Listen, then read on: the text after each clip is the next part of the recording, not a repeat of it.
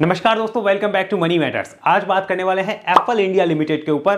Company के ऊपर बहुत से क्वेश्चंस आए हैं पिछले कई दिनों में। इस चैनल पे उन्हीं स्टॉक्स पे बात होती है जिन पे आपका क्वेश्चन हो। कमेंट बॉक्स भरा था एप्पल इंडिया के क्वेश्चंस को लेके, तो आज इस पे एक अपडेट लेते हैं।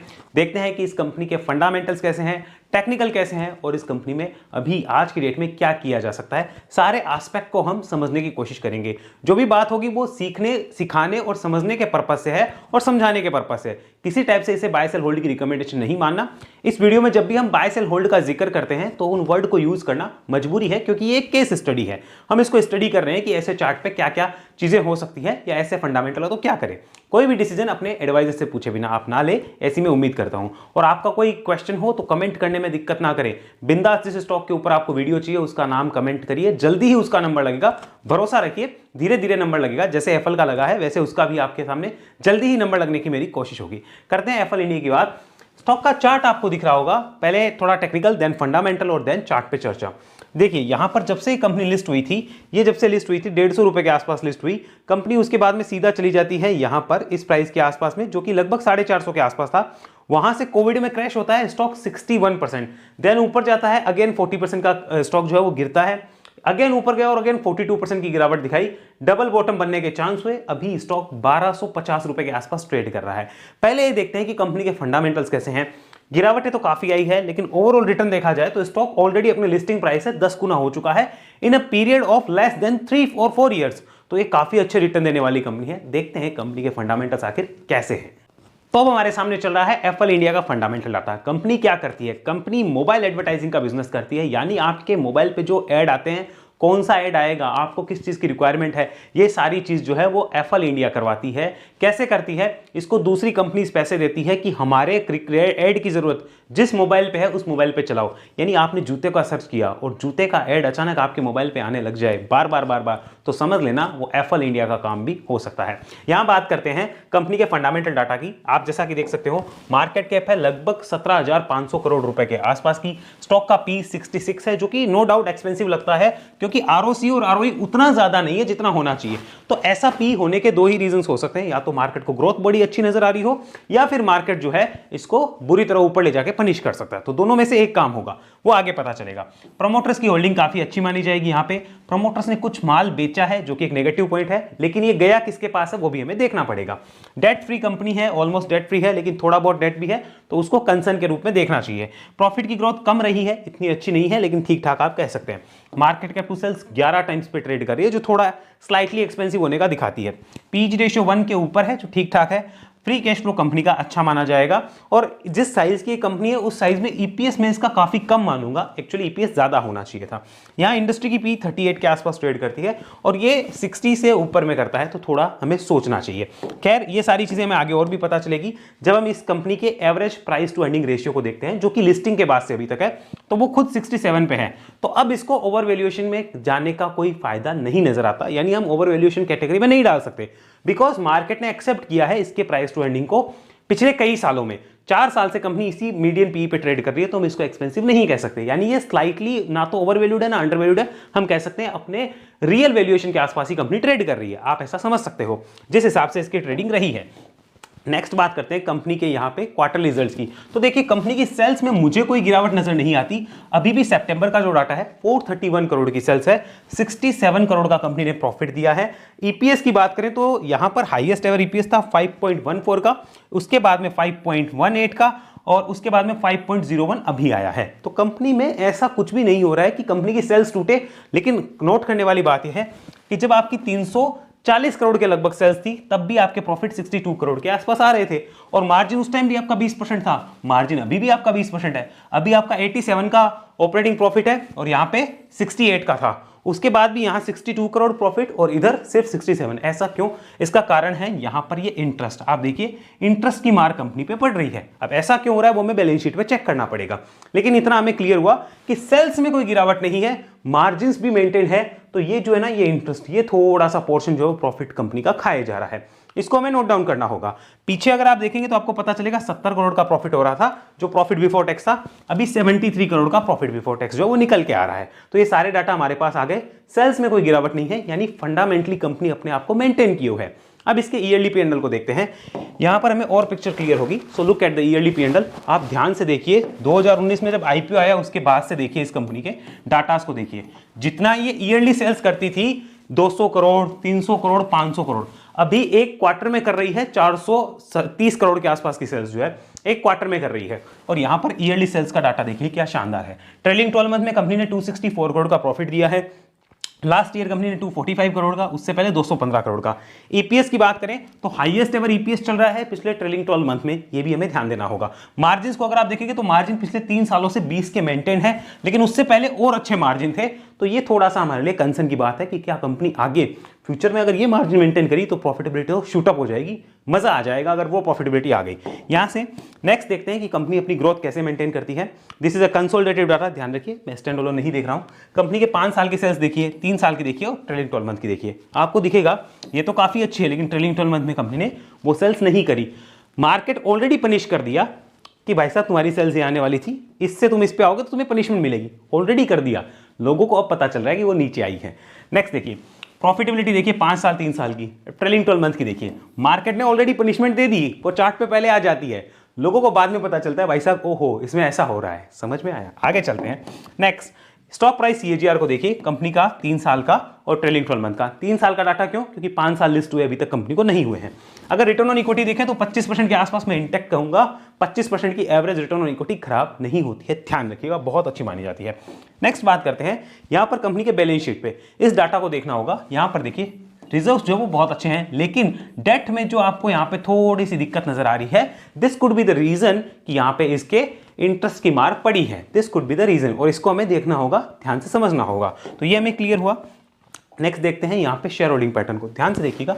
मार्च 21 में कितना शेयर होल्डिंग था, उसके बाद स्लाइटली रिड्यूस होता है, रिड्यूस होता है, रिड्यूस होता है, रिसेंट में फिर से रिड्यूस हुआ है लगभग 3% के आसपास। तो 3% के आसपास का जो शेयर होल्डिंग था वो कंपनी ने रिड्यूस किया। गया किसके पास? ये FIIs के पास जाता हुआ नजर आ रहा है। अब देखिए इनके अंदर क्या सौदे चल रहे हैं क्या नहीं वो ये जाने। अगर इसमें गड़बड़ होगी तो प्राइस अपने आप एक्शन दिखाएगा। मेरा तो सिंपल कंसेप्ट है, ज्यादा डीप एनालिसिस करने की कोई जरूरत नहीं होती है, क्योंकि आपका और मेरा कोई रोल नहीं होता इन चीजों में।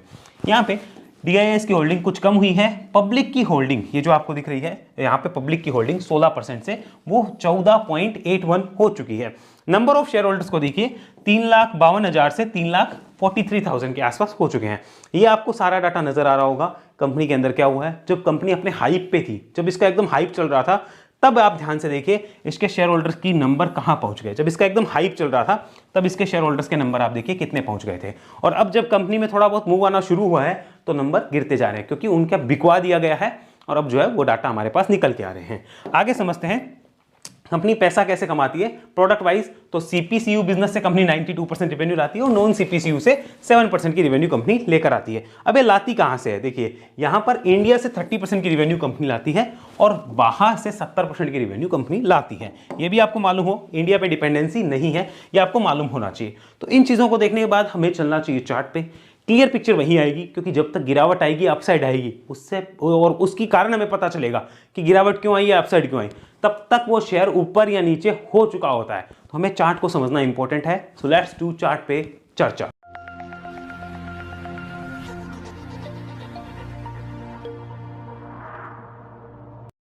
तो अब हमारे सामने चल रहा है एफएल इंडिया का चार्ट। यहां पर देखने पे एक चीज पता चलती है, कंपनी किस तरीके से 61% टूटती है, उससे पहले 40% टूटती है, अगेन देखिए 42% टूटती है। जब जून के अंदर मैंने आपको दिखाया इसका एकदम हाइप हुआ था, तब आप नंबर ऑफ शेयर होल्डर्स की संख्या निकाल के देखिए जून जुलाई के अंदर, आपको पता चलेगा कितनी ज्यादा हो गई इस क्वार्टर में, क्योंकि एकदम हाइप पे था और लोग वहीं पे घुसते हैं, उनको परवाह नहीं है भाई साहब रैली कितनी आ गई, उनको वहीं पे घुसना है। ये देखिए ध्यान से, जितना रैली किया था पिछले करीब 2-2.5 साल से देखा जाए तो इसी रेंज के आसपास जो है वो स्टॉक घूमता हुआ नजर आ रहा है। मतलब 2021 के स्टार्टिंग से लेके 2024 का स्टार्टिंग आ गया, लगभग ये उन्हीं प्राइस के आसपास जो है वो 2.5-3 साल से जो है कंसोलिडेशन करे जा रहा है। बड़ा मूव कुछ भी नहीं है, ये हमें ध्यान रखना है। आगे चलिए, इसको अगर हम यहाँ पे देखें राइट नाउ कि ट्रेंड क्या है, तो वो हमें समझाएगा कि यहाँ पर ये जो वीकली चार्ट है ये बता रहा है कि एक कंसोलिडेशन की रेंज को पार करके स्टॉक निकला है। दैट मींस वीकली चार्ट पे ट्रेंड हो गया है बुलिश। तो वीकली का ट्रेंड तो बुलिश है, इसमें कोई दो राय हम नहीं कह सकते, और सिंपली यहाँ पे ट्रेंड बुलिश भी नजर आता है। बात कर ले यहाँ पर तो देखिए स्टॉक ने इस प्राइस पे सपोर्ट क्रिएट किया था, देन एक शूटअप हुआ, देन अगेन इसी प्राइस के आसपास जो सपोर्ट क्रिएट हुआ और ये कम से कम 42-43% की गिरावट पे इसने सपोर्ट क्रिएट करे थे। राइट नाउ जो स्टॉक चल रहा है वो भी एक इंपॉर्टेंट रेजिस्टेंस के आसपास ही देखिए यहाँ चल रहा है। इन लेवल्स पे पीछे देखिए यहाँ पे अच्छे रेजिस्टेंसेस रहे हुए हैं, तो ये उनको पार करने की चेष्टा कर रहा है। वीकली चार्ट देख के इतना पता लग गया कि स्टॉक बुलिश है, बेरिश तो फिलहाल नहीं कह सकते, इतना क्लियर हो गया। करना क्या है उसकी बात हम बाद में करेंगे। अब इन डाटास को थोड़ा सा टाटा कर देते हैं। देखिए आगे की डिटेल और लेते हैं। मंथली चार्ट पे have a look at monthly chart, यहां पे और चीजें क्लियर होगी। ये देखिए मंथली चार्ट, साफ साफ इसको देखने और समझने की कोशिश करिएगा कि मंथली चार्ट क्या बोल रहा है। ये इन प्राइसेस के नीचे जाने से तो क्लियर मना कर चुका है स्टॉक, ये तो क्लियर हो गया। रिसेंट में 5-7 महीने यहां पे कंसोलिडेशन करके स्टॉक ने 1000 के लेवल को भी तोड़ने से मना किया। साइकोलॉजिकल लेवल है, मतलब इसके नीचे स्टॉक सस्टेन करने को तैयार नहीं है, तो 1000 के नीचे जाना स्टॉक के लिए नेगेटिव होता है। मंथली चार्ट हमें साफ साफ बोल रहा है। तो मंथली चार्ट क्या है, अभी फिलहाल बुलिश है मंथली चार्ट। बेरिश कब होगा, बिलो 1000, तब तक मंथली चार्ट क्लियर बुलिश है, ये हमें पता चल रहा है। स्टॉक देखिए इन लेवल्स के आसपास जो है वो फिलहाल ट्रेड कर रहा है। ऊपर में अगर रेजिस्टेंसेस की बात की जाए तो एक हल्का सा रेजिस्टेंस 1360 के आसपास है, देन एक बड़ा रेजिस्टेंस करीब 1500 प्लस पे नजर आता है। This is the monthly chart जो हमें पिक्चर दिखा रहा है। करना क्या है वो आगे बात करेंगे, लेकिन ये पिक्चर हमें क्लियर हो गई कि मंथली चार्ट भी फिलहाल बुलिश है, इसको हम बेरिश तो नहीं कह सकते। आगे बात करते हैं कंपनी के डेली चार्ट पे। Let's have a look at daily chart, देखते हैं डेली चार्ट क्या बोलता है। बहुत सी चीजें यहां हमें क्लियर हो जाएंगी और जितना देखिए हम अपने माइंड को ब्रॉड करके अच्छा करके यानी खुले दिमाग से सोचेंगे उतने अच्छे रिजल्ट आने के चांस रहेंगे। तो ये हमारे सामने आ गया डेली चार्ट। इसको अगर हम ध्यान से देखें पता चलेगा स्टॉक नहीं यहाँ पे एक कंसोलिडेशन की रेंज से ऊपर गया, स्टॉक अभी अपने 200 दिन के मूविंग एवरेज के भी ऊपर चल रहा है। ये चीज हमें नोट डाउन करनी होगी कि यहाँ पे एक सीधा मूव यहाँ पे आया हुआ है, इसमें बीच में कंसोलिडेशन यहाँ पे हुए हैं जो कि अच्छे साइन माने जाते हैं। लेकिन ये क्लियर हो जाता है कि जब भी सीधा मूव आता है तो फ्रेश एंट्री वालों के लिए हमेशा एक डिप की गुंजाइश बचती है या फिर कंसोलिडेशन की गुंजाइश बचती है। अगर आए तो वो उसके लिए तैयार रहते हैं। जिनको भी फ्रेश लेना है तो वो वेट कर रहे होंगे कि तू एक डिप दे तो हम तुम्हारे ऊपर अपना जो है वो आधिपत्य स्थापित करें, यानी तुम्हें बाय करें। ये क्लियर दिख रहा है यहाँ पे। तो ये सारी चीजें हमें क्लियर होने के बाद अगर हम डेली चार्ट को और तरीके से देखें, ये पता चलेगा इन प्राइजेस के आसपास जिनकी रेजिस्टेंस की मैं बात कर रहा हूं वहां पर पीछे देखिए किस टाइप के प्राइस एक्शन हो रखे हैं। यानी इस रेंज के आसपास जो है वो स्टॉक जो है फिलहाल यहां पर झूला झूलता हुआ भी नजर आ सकता है। जरूरी नहीं आए, लेकिन ये रेजिस्टेंस से तो कुछ भी कर सकता है। अब हमें अपनी प्लानिंग करनी होगी, तो वो कैसे करें उसके लिए हम फिर से चलेंगे वीकली चार्ट पे, देखते हैं कि आज की डेट में किया क्या जाए। इतना कंफर्म हो गया कि चार्ट्स बुलिश है, चार्ट्स किसी भी टाइप से बेरिश नहीं है, ये हमें क्लियर हो गया। लेकिन अब किया क्या जाए, मेन कहानी उस पर है। तो ये हमने खोल रखा है मंथली चार्ट। सबसे पहले बात करते हैं कि हम अगर ऑलरेडी इन्वेस्टेड होते, देखिए हम जितने भी कैटेगरी है सबकी बात करेंगे। हम बात कर लेते हैं कि हम ऑलरेडी इन्वेस्टेड है। इन्वेस्टेड किस प्राइस से, सबसे पहले ये डिसाइड करना है। अगर हम ऊपर से इन्वेस्टेड हैं, यहाँ से यहाँ से यहाँ से कहीं से भी अगर हम इन्वेस्टेड है ऊपर की साइड में, तो अभी हमें क्या करना चाहिए, होल्ड करना चाहिए, क्योंकि ऑलरेडी हम मूव आना शुरू हुआ है, इतना क्लियर हो गया है। अब बात करते हैं हम नीचे से इन्वेस्टेड हैं, यहाँ से यहाँ से यहाँ से यहाँ से यहाँ से कहीं से भी। तो अब आज की डेट में क्या किया जाए। अगर नीचे से इन्वेस्टेड है तो हमें ध्यान रखना है स्टॉक में वीकनेस आएगी। कब आएगी, वीक बिलो, मैं इन्वेस्टेड की बात कर रहा हूं ट्रेड की नहीं, वीक बिलो 1000 रुपीज 1000। इसके नीचे अगर स्टॉक आता है तो वीक है, तब तक स्टॉक वीक नहीं है, ये हमें क्लियर हो गया। तो अब हमें डिसाइड करना है कि भाई मेरा अगर ट्रेलिंग स्टॉप लॉस 1000 है तो मेरे में कैपेसिटी है इतनी, अगर है तो मैं राइड करूंगा, नहीं है तो मुझे राइड नहीं करना चाहिए, या फिर ट्रेलिंग स्टॉप लॉस मुझे थोड़ा ऊपर कर देना चाहिए। जैसे जरूरी नहीं कोई 1000 रखे, अगर किसी कैपेसिटी कम है तो वो 1100 के आसपास भी कर सकता है, वो ट्रेल अपने हिसाब से भी कर सकता है, क्योंकि जो लॉन्ग टर्म का ट्रेंड है वो इसके नीचे थोड़ा बेरिश होगा। ये देखिए पीछे साइकोलॉजिकल लेवल भी रहे हैं, तो इसके नीचे थोड़ा सा बेरिश हो जाएगा अगर हम इसके नीचे आए तो। तब तक हमारा ट्रेंड बुलिश है, इतना क्लियर है। तो ऑलरेडी इन्वेस्टेड है उनके लिए अगर मैं यहाँ पे फ्रेश इन्वेस्टमेंट करना होता तो क्या अभी करता, बिल्कुल। आइए उसकी बात कर लेते हैं। यहाँ पे फ्रेश इन्वेस्टमेंट अभी कर सकते हैं क्या 1260 के प्राइस पे। देखिए मैं होता तो क्या करता, सबसे पहला डिस्क्लोजर, मेरे पास इस कंपनी के फिलहाल कोई भी शेयर्स नहीं है, ना मेरे होल्डिंग में है। रीजन इज वेरी सिंपल, ये स्टॉक से अपने हाई से 40% के आसपास टूटा था और तब ये मेरे रडार पे नहीं था, ना मैंने इसका ध्यान दिया, मेरी ऑलरेडी दूसरी जगह इन्वेस्टमेंट चल रही थी, तो मेरे पास इस कंपनी के कोई भी शेयर्स नहीं है। अगर मेरे को यहाँ पे फ्रेश इन्वेस्टमेंट करना हो तो मैं क्या करूँगा वो मैं आपको बता रहा हूँ। अगर मुझे यहाँ पे करना हो तो मैं 70% क्वांटिटी को ही अपना जो है यहाँ पे फ्रेश इन्वेस्टमेंट डालूंगा, और मैं इसको लेकर बैठने वाला नहीं हूँ कि ये कितना भी नीचे आए मैं इसको बैठूँ, नहीं। उस केस में मैं अपना जो है वो लेवल क्लियर करूँगा ₹1000 का, जस्ट सेकेंड यहाँ पे सही लिख देते हैं, ₹1000 मैं इस लेवल को क्लियर करूँगा। अगर इसके नीचे आता है वीक हो जाएगा, वीक बिलो दिस मैं इसके नीचे अपनी पोजीशन काट दूंगा। तो मैं बिल्कुल स्टॉप लॉस के साथ में यहाँ पे फ्रेश इन्वेस्टमेंट करने के लिए जाता। 70% क्वांटिटी एट दिस पॉइंट और 30% अगर कोई डिप आ जाए, क्योंकि मार्केट है, डिप कभी भी आ सकती है, माइंड में रख के चलते हैं, तो मैं उधर लगाता। फ्रेश इन्वेस्टमेंट करना होता तो ये लॉन्ग टर्म का। अब यहां पर बात करेंगे स्विंग भी कोई है क्या, उसको भी देखेंगे, लेकिन इतना क्लियर कर लीजिए कि स्टॉक अपने 2-3 साल के एक लंबे कंसोलिडेशन के बाद जब निकलने की तैयारी कर रहा है तो that's not for a time pass. यहां पे कुछ हो सकता है ऐसा हम अज्यूम करते हैं और उसमें एक लेवल को हम अपना इंपॉर्टेंट सपोर्ट बनाते हैं। तो मैं अगर जाता तो इस स्टॉप लॉस को फॉलो जरूर करता। इसके नीचे बाइसेप सस्टेन करेंगे तो अपन नमस्ते कर देंगे। तब तक इस ट्रेंड को मैं राइड करना चाहता, जो ऊपर में 1500-1600 पता नहीं कहां जाके रुके, राइड करना चाहेंगे ट्रेलिंग स्टॉप लॉस। जैसे कि अभी हम यहां पर खड़े हैं तो हमारा ट्रेलिंग स्टॉप लॉस है, स्टॉक अगर 1400 को पार करते तो मेरा ट्रेलिंग स्टॉप लॉस मैं करीब 1200 के आसपास शिफ्ट कर सकता हूं। स्टॉक अगर 1500 को पार करे तो मैं 1300 के आसपास शिफ्ट कर दूंगा। 1600 को पार करा, 1400 के आसपास करा, ऐसे में ट्रेल करता जाता और जब भी मार्केट में कोई गिरावट आती तो उसमें हम अपने ट्रेलिंग स्टॉप लॉस हिट होने पे प्रॉफिट बुक करके निकल जाते। तो ये हमारा वे ऑफ यहां पे राइडिंग रहता कि इसको राइड कैसे करना है। बाकी देखो, जिसके दिमाग में ये है कि कोई यहां से लेके बैठा और उसका दिमाग ये कि मुझे 10 साल बेचना ही नहीं है, उसे कोई प्रॉब्लम नहीं है। कोई यहां पे भी लेके बैठता है कि 10 साल बेचना ही नहीं है, वो अपने हिसाब से देखे। लेकिन जो सिस्टमेटिक तरीके से काम करते हैं उनको अपनी प्लानिंग करके ही काम करना है। अब बात करते हैं यहां पर कोई स्विंग ट्रेड की अपॉर्चुनिटी है क्या, is there any swing trade, क्योंकि स्विंग ट्रेडिंग के लिए भी बहुत ज्यादा लोग उतावले रहते हैं। तो अभी कोई अपॉर्चुनिटी है क्या? देखिए, अभी अपॉर्चुनिटी फिलहाल क्रिएट होती हुई नजर आ सकती है, लेकिन वो होगी डिप पे। कब होगी? डिप पे लेना चाहिए, वो बेटर होगा अगर स्विंग ट्रेड के लिए जाए। With ₹1120 important level as important level. अगर 1120 के नीचे आता है इन प्राइजेस के आसपास तो उसे एक बार अपनी स्विंग ट्रेड जो है वो क्लोज करनी चाहिए। अगर मैं स्विंग ट्रेड के लिए यहाँ पे जाऊं तो मेरे लिए 1120 का लेवल इंपॉर्टेंट रहे। इसके नीचे आते ही हम अपनी पोजीशन को एक बार नमस्ते कर दें, वरना मैं इसको ऊपर की साइड राइड करना चाहूं जिसमें कि 1360, 1480 ये दो मेरे लिए इंपॉर्टेंट लेवल रहने वाले होंगे आने वाले समय में। मैं इन दो के लिए ध्यान दूंगा। स्टॉक ऊपर भी जा सकता है, ऐसा नहीं ऊपर नहीं जाएगा, बट स्विंग एक बार के यहाँ पे डन हो जाएंगे, उसके बाद नए पैटर्न्स और नए फॉर्मेशन के ऊपर हम प्लानिंग जो है वो करेंगे। तब तक हम नई प्लानिंग नहीं कर सकते जब तक ये अचीव नहीं होते, क्योंकि ये स्विंग है, ये लॉन्ग टर्म इन्वेस्टमेंट नहीं है। बाकी स्विंग करके भी किसी को राइड करना है तो अपने रिस्क के हिसाब से देखें। बट फिलहाल डेली ले लो, वीकली ले लो, प्लस मंथली ले लो, तीनों चार्ट बुलिश है और तीनों के लिए इंपॉर्टेंट लेवल क्या है? शॉर्ट टर्म के लिए ये वाला और लॉन्ग टर्म के लिए ₹1000, ये इंपॉर्टेंट है। जो इंपॉर्टेंट लेवल या स्टॉप लॉस या सपोर्ट के साथ काम करते हैं उनके लिए। बाकी जिसका विचार ये है कि अभी ले लिया और 10 साल बेचना ही नहीं है, उसके लिए बिल्कुल भी ये चीजें मायने नहीं रखेगी। वो time to time quarter result पढ़ता रहे, अपना डिसीजन लेता रहे। कंपनी किसी भी तरीके से खराब नहीं है। अब मेरा अपना डिस्क्लोजर मैं दे चुका हूं, मेरा फिलहाल इसमें कोई इन्वेस्टमेंट नहीं है, ना अभी मैं इसमें स्विंग ट्रेड में एक्टिव हूं, क्योंकि मेरे फंड ऑलरेडी इन्वेस्टेड हैं। जरूरी नहीं कि मैं सब जगह पैसे लगा पाऊं, नहीं लगा सकते, that's not possible. In future कोई अपॉर्चुनिटी दिखती है तो मैं सोच सकता हूं, बट फिलहाल इससे बेटर अपॉर्चुनिटी जब मेरे ध्यान में है, क्योंकि मैं आपके साथ शेयर कर चुका हूं, वहां मेरे ऑलरेडी पैसे इन्वेस्टेड हैं, तो मैं उधर नहीं निकाल सकता। उनमें अच्छे प्रॉफिट्स आ रहे हैं, उनको भी राइड कर रहे हैं हम।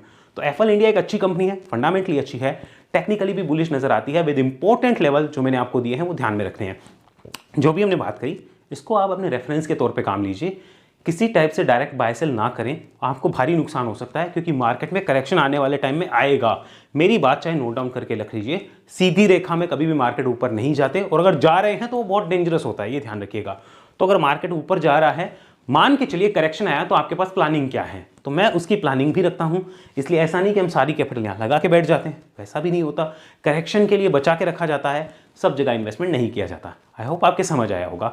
अगर ऐसी एनालिसिस आप सीखना चाहते हैं, वेब एनालिसिस में आइए, डिस्क्रिप्शन में डिटेल है, इस नंबर पे कांटेक्ट कर सकते हैं। फीस वगैरह सारा डिस्क्रिप्शन में लिखा हुआ है। ध्यान रखिए, वेब एनालिसिस एक 1-to-1 ट्रेनिंग प्रोग्राम है, जहां 1-to-1 मेरे साथ सीखते हैं और फिर लाइफ टाइम हमारे ट्रेनिंग्स ग्रुप का आप पार्ट बन के रहते हैं। अगर किसी तरह की और जानकारी चाहिए, इस नंबर पर व्हाट्सअप या फिर कॉल कर सकते हैं।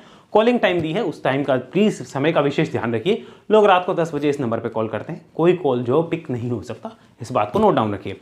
आप अगर चाहते हैं कि आप वेब एनालिसिस करें तो इस नंबर पर व्हाट्सअप करके भी अपना कॉल शेड्यूल करा सकते हैं। और हमारे व्हाट्सएप ग्रुप के मेंबर बनने के लिए आपको चैनल की डायमंड मेंबरशिप लेनी होगी।